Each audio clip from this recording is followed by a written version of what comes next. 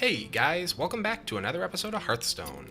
Today we're going to be continuing to check out the Journey to Ungaro expansion, this time with match number 2 with my heavily modified and updated Transforming Elemental Demonlock. I know it's a mouthful, but it's a lot more consistent than the old Elemental Shapeshifter, and I think a lot more fun to play. Let's go ahead and jump in and see how we do in match number 2. Gul'dan versus Anduin. Alright, we got a priest. Shit. This could be trouble. Priests are interesting. I have about a 25% win rate in general against priests with this deck, but we'll see. It really depends on how much control he's running, which you're going to hear me say at the beginning of every game with every deck. Yeah, I fear control. For now, though, let's go ahead and pop a coin down and drop a volatile elemental. Hope he doesn't have some sassy response to it. And then turn 2, we are probably just going to tap here. If we wanted to be really crazy, we could renounce Darkness, and we would get 2 cards mixed up right away with the reduced mana cost. But I found that doing it really early in the game almost never pays off, so we're going to hold off on doing that for now, just since we have a half-decent hand. You know, next turn we can Tar Creeper or Sense Demons. We'll probably Sense Demons next turn, then Tar Creeper turn 4, and so that we have an Elemental going into the Servant of Kalamos. But we'll see. Do you hear its call? Ooh, it's Cthulhu deck. We might have a shot here, depending on how slow it is, because Cthulhu does not do amazingly against this. It doesn't do bad, but it certainly isn't the best. This also kind of changes how we need to play this. We can now drop the Tar Creeper because of reasons. Also, I'm going to just make this trade before he gets like any value. He just gave me the option. 2 mana to kill his 3/4. Yes, please. Again, this is why I absolutely adore Volatile Elemental. Just like so much value packed into a card if you use it right. It's one of those ones that, like, for the longest time I didn't understand why people were using it. Then once it clicked, I was just like, oh shit, yeah, that makes sense.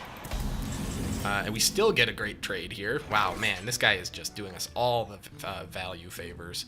Unfortunately, though, I'm at a bit of a crossroads. We can either do Tol'vir Stone Shaper this turn, who's great and high value, but is susceptible to... No, we're going to wait because of the susceptibility.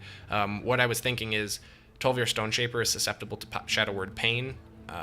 Servant of Kalamos is not, so we're going to hold off and play the Servant next turn, which means we can't play Tol'vir because he's not an elemental. Because of that, I am just going to Firefly and sense some demons. Don't have enough mana. Yeah, shut up. Voidwalker. Double Voidwalker. Actually, I don't mind that. I like taunt cards. Taunt cards in this deck are great because this deck is less about, like, you know, look at my huge creatures early in the game and more about how long can I stall till I start setting up some decent combos and can make good trades, and taunt cards are great for that, especially against control-heavy decks. Sometimes they'll get fed up and use like a Shadow Word Pain on something that they shouldn't, and that's my favorite. I'm actually kind of wondering if that's what this guy's about to do. I feel like we were killing his minions faster than he can play them. Oh, maybe not. Hooded Acolyte, huh? What to do about a Hooded Acolyte? Do I even care? Not really. We can just drop our Servant. Brothers, And I will take... Azruk is actually an okay card because he has Taunt, but he's susceptible to Shadow Word Death. Tar Creeper is nice. He's also susceptible to Shadow Word Death, but he's comboable because he's cheaper. So we're going to use him. Or keep him. And then we'll just ping for another 2 for all the good it's doing against a priest. And hope he does not play another big ol' creature. He's doing a pretty damn good job of staying alive till he gets his Cthulhu, though. But we'll see if it's going to be enough. Do you hear its call? Whew. Come on, guy. Give me a break. I think next turn we're going to Shadow Flame my Servant of Kalamos here. Yeah, definitely. Just for the sheer value of it. I'll ping him and then Shadow Flame. It's a bit of a bummer because I would have liked to play the Tol'vir Stone Shaper, but I think clearing his board is well worth it. So, we'll go ahead and Shadow Flame here. Nope. Come on. What did I just say? I'm going to hit him first. Ping, ping. Shadow Flame. Such a good card. Then, we'll go ahead and drop... Definitely want to drop an Elemental. because then we have the Blaze Caller option next turn, and then we'll drop a taunt just to shield our guys a bit. See, it's great because we have these little minions that they don't want to burn control on. I mean, maybe he'll blow a Holy Nova, which we haven't seen from this guy yet. I'm not sure if he's running it or not. But, just a pinch of it. see, yeah, okay, he's really heavily basing this on just living till Cthulhu gets here. Wow, that was... Heal yourself for 1. Alright, fair enough, to each their own. I mean, we're going to out-efficient you, but that Cthulhu could hit us pretty hard. We may see the first Shadow Word Death here, which is kind of a bummer. I like to actually attack with Blaze Caller, but that's the nice thing about Blaze Caller, is at least you get half of his value out of him just by playing him with the right synergy. Yeah, see, it was kind of inevitable. Let's hope he doesn't have a minion to follow it up with. No, he totally has a minion to follow it up with, because of course he does. He's gonna... Oh, what? You have a... Why would you play an injured Blade Master then heal yourself? Do not understand.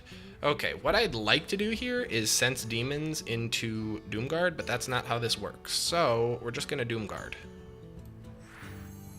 Because I want to take out that stupid jerk face. Oh, sweet. We got rid of garbage. That's what I'm talking about. Now we can put up a shield for it, too. God damn. And we can bop his injured Blade Master before he can get any traction with it, because he's a dummy and didn't heal it. And, yeah. We got a taunt. We got a couple of taunts. We're actually sitting fairly well, you know, barring the inevitable AoE. Are you my master? Unfortunately, he's doing a pretty good job of buffing his Cthulhu. Not enough of a good job, though. I think we almost have enough damage on the board to soak that up. That's pretty good. We got 3 demons that are going to get buffed from it. Yeah, let's do that in Tolvir. Crystal Weaver. It's a big minion. It's got all kinds of good value. And also, since we have enough taunt, he can't really do anything with his other creatures, so...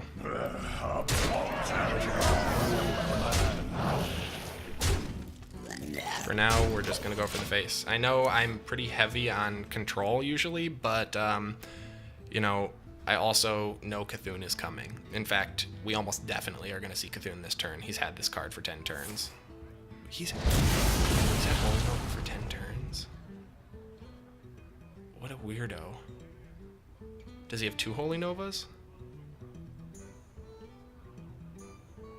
Tell me you have 2 Holy Novas, because otherwise... Oh god, I don't understand. I feast upon the light. Oh, hey, look at you with your annoying-ass synergies. We still have, you know, 12 damage on the board, which is nice, but it's not as nice. We have 2 Renounced Darknesses. You guys, should we Renounce Darkness? We're doing pretty well here, and he's going to drop a Cthulhu any second. I feel like we're probably better without it. Then again, at the same time, looking at what's left in our deck, it actually might be pretty darn good. So, and did I not play a Tar Creeper last turn? I don't get my synergy? He's not glowing. Okay, I guess not. Alright, so let's just think about this for a sec. Do I want to Renounce Darkness? It's going to transform 1 card in my hand. Let's tap a Doomguard. Ooh, I'd rather have a Doomguard, I think.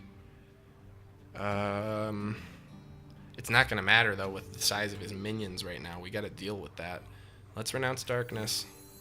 Please be good. Waxy Amber Weaver, that's not great. Swipe, that's pretty great, actually. Let's swipe his 6/2. And then we'll trade our 6/2 for his 6/4. No, our 5/2 for his 6/4. Bop. Play a Tar Creeper so we can get our elemental synergy. Whew. Cutting that one close. Sorry, that was a bit of a complicated turn, especially considering that we changed classes mid-turn. I don't know how... I mean, we got Druid, which is actually great, but we have 12 cards left in our deck, and 2...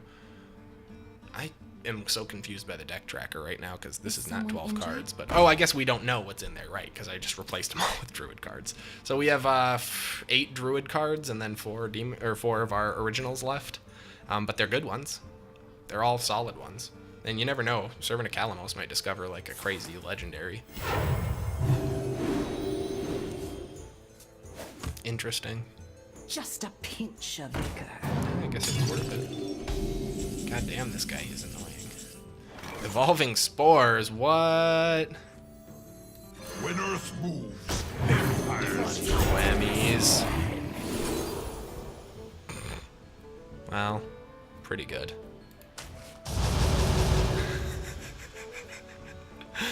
Alright, he's got a 4-5, which is really fucking annoying.